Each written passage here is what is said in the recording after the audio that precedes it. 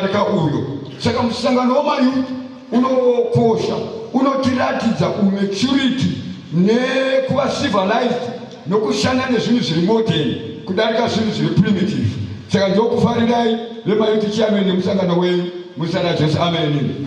Saka ndati ngozvikorokotedzawo kungokwanawo vana mai ngatingofarai vana baba ngatifarei pamusangano w'amayuti.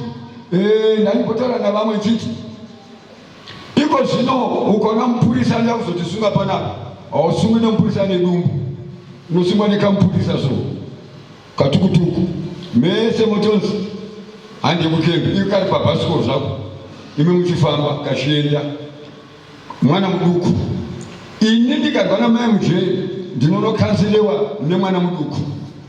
Iko zvino ndikaenda kuchipatara anondibaya jekiseni ndidhokota Ruzungunde mwana muduku. Amen amen.